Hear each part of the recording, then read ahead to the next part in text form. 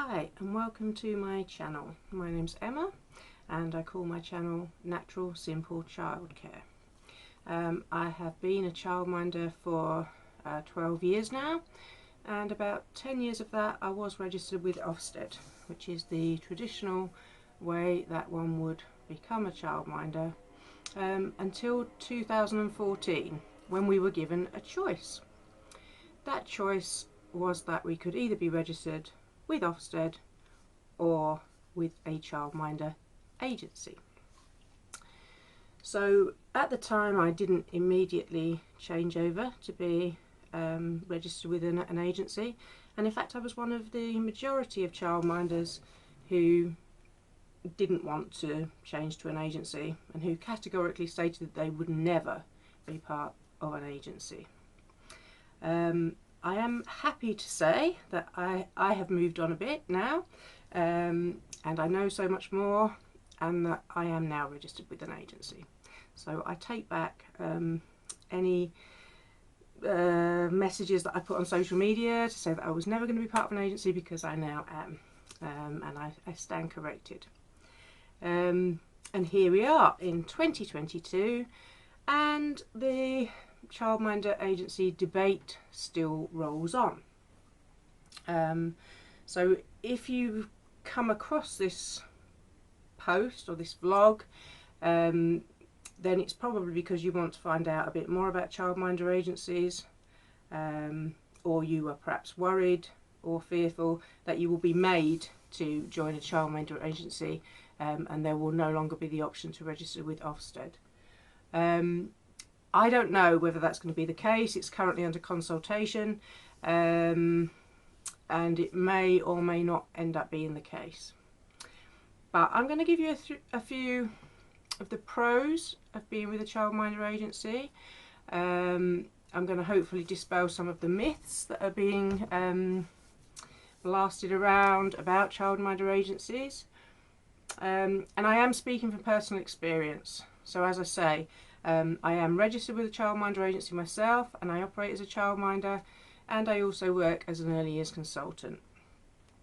So since 2014, as I said, there has been this option to register with a childminder agency. I mean, some of the myths that I'd like to put to bed are about independence. I mean, that was the biggest fear, I think, when they were first introduced to us way back when, was just that by belonging to a childminder agency you were going to have to follow their rules on everything, and that you would be very much managed by them. And I can tell you that that is not the case at all. So however independent you are, if you are registered with Ofsted, is exactly the same amount of independence that you will have if you are registered with, well, with my childminder agency anyway. There are currently 6 registered childminder agencies in the UK, or in England I should say, and I'm registered with one of those. So I'm not today going to speak on all the others, because I don't know the ins and outs of how they all operate. But I do know how my one operates, so I'm talking about that. And everything that I ever did under Ofsted, I can still do with my agency.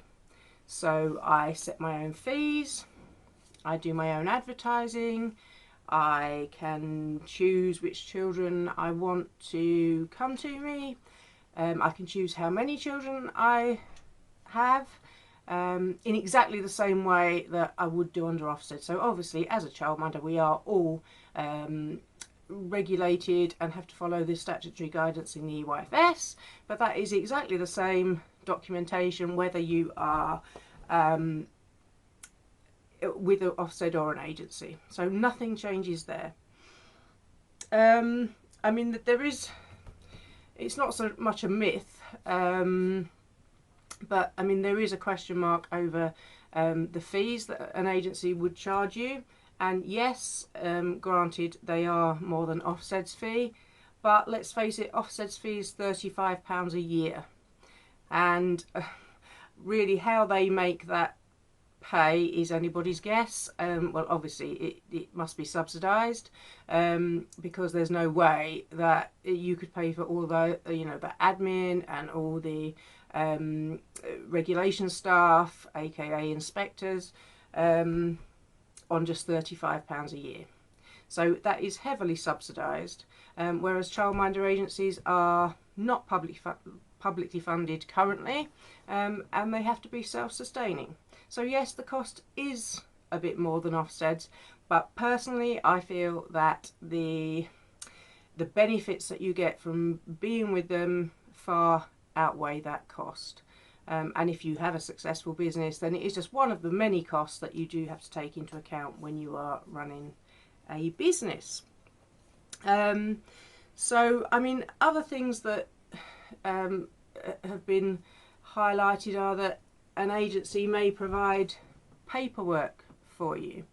Our particular agency does provide some really useful templates for policies and procedures, and for pretty much all the documentation that you will need to run your business successfully and effectively. And when you join the agency, you have access to all of that for free. You do not in any way, shape or form have to have the agency's logo on it. You are more than welcome to take off the agency logo and put your own on, so the policies look like yours. And speaking as a qualified and experienced childminder, I find those policies are really well written. They're not too long, but they are long enough that they need to be. But in many cases, they're concise and they're straight to the point, and I find them really helpful. I've used them in my practice, and I've used various policies over the years, but these templates really work for me, and I tailored them to my own setting, and that's really helpful. And if there are then updates to those policies because some of the regulation or guidance changes, then the policies are updated and you can download a new policy and it's all there. You don't have to spend all that time researching what's changed, and sort of finding a policy, rewriting a policy from scratch yourself. It's done, which is really useful when you're busy and you just want to sort of keep everything, sort of meet all the obligations that you need to, but not spend ages when you finish working with the little ones doing paperwork type things. So then access to training. So there is access to training, and currently most of the courses that we have are online, and as part of our membership of the agency, we can access that, which is really helpful. It's not the only place that I access training. I access training everywhere else that I ever used to when I was with Ofsted, but I also can access that training that's included, and it's really helpful. An email or phone advice line that the quality is unknown. Well, again, I'm speaking for my personal agency, and I know that if we as childminders need help and we call the agency, that they will help us most times. I mean, obviously let's be sensible about it. If there is a serious safeguarding issue, then the phone will be answered at weekends and in the middle of the night, but the rest of the time during normal office hours, you can phone or email and you can actually speak to a person, and it is typically a really helpful person who is going to help you. It might be just reassurance that you need. You might want to ask a question, and as I say, in terms of my agency, they really couldn't be nicer. So hopefully I have dispelled some of the myths there that you're going to lose your independence, because you really aren't. You're going to operate exactly the same way. So how about switching over then? Is it easy to switch over from Ofsted to an agency? Well, I'm not sure easy is the right word, but it is made as easy as possible. So really, from the moment that you kind of sign up and say that you want to swap to an agency, then you will get a really lovely email. Again, I am talking in terms of my agency and not all agencies. I do just have to stress that. But you'll get a really lovely email come back straight away just saying thank you for your application. You know, obviously it will guide you through the process, tell you what the next stage is. You would need to go through all the background checks, obviously. You know, that's what we're all about, is keeping children safe.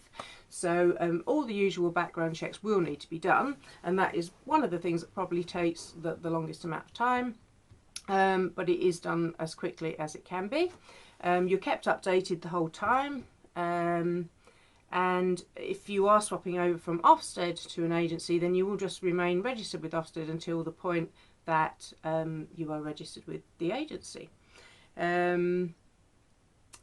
If you are already a childminder, or you have significant experience in childcare prior to swapping over, then that's absolutely fine. You know, that's all taken into account, and we wouldn't expect anyone who has a significant amount of experience to undergo an introduction to childminding course or anything like that. That would just be ridiculous if you've been a childminder for you know, several years or many years.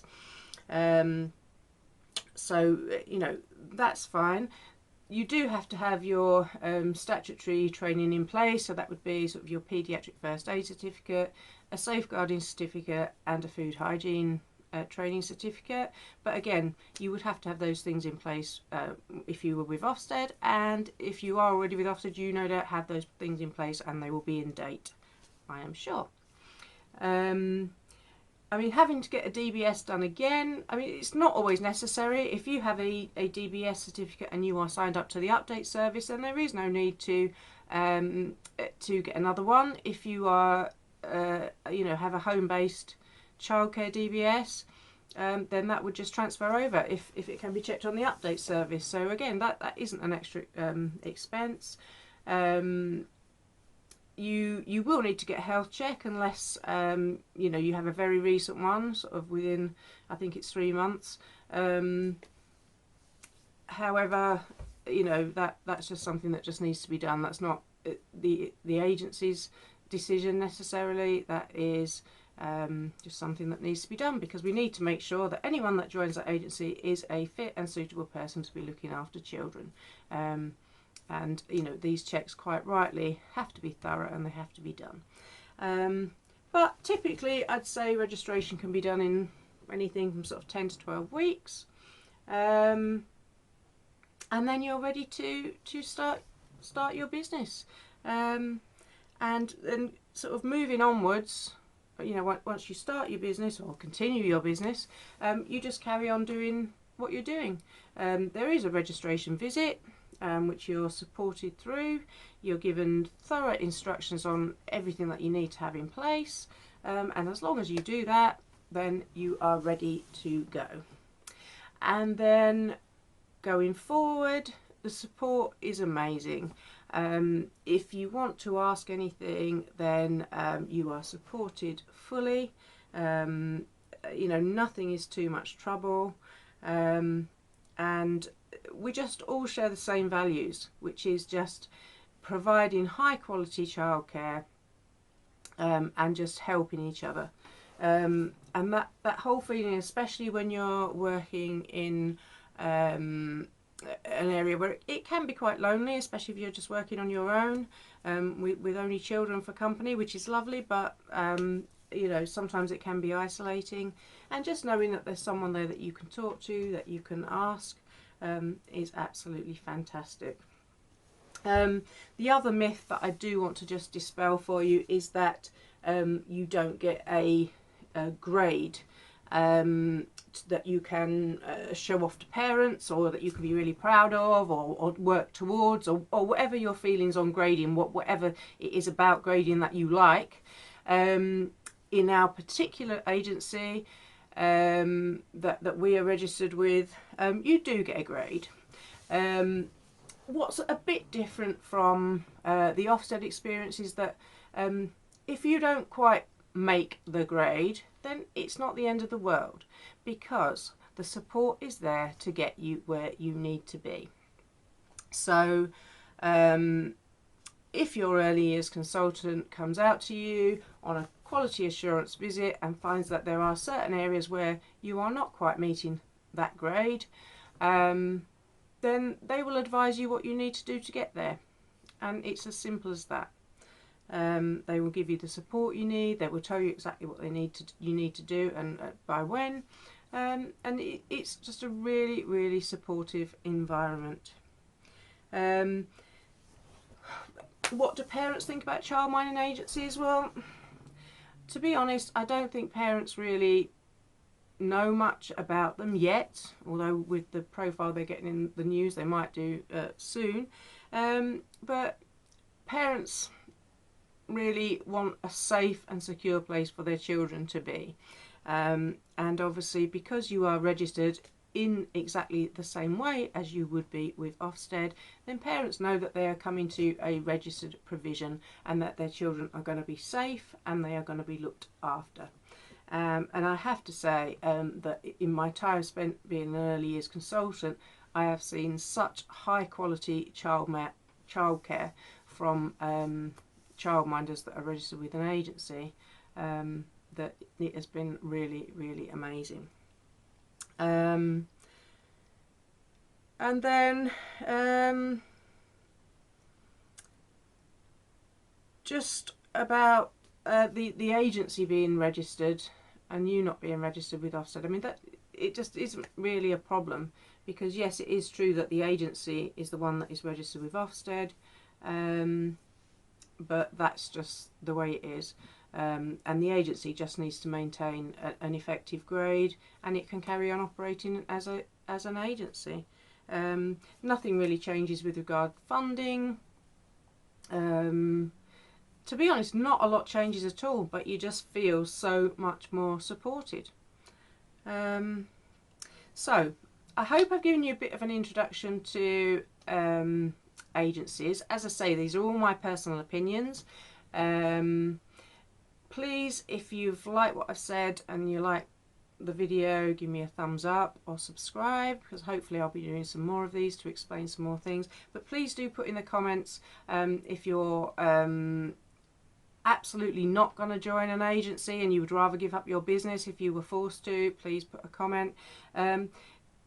If you things that you're worried about, so what is it about the independence that you're worried about? I've already said that obviously you know, you're not going to lose your independence, but what is it exactly that you're worried about? And then hopefully I can perhaps put some messages to put your mind at rest. Okay, well, thanks for listening if you've got this far. So I will say bye bye for now.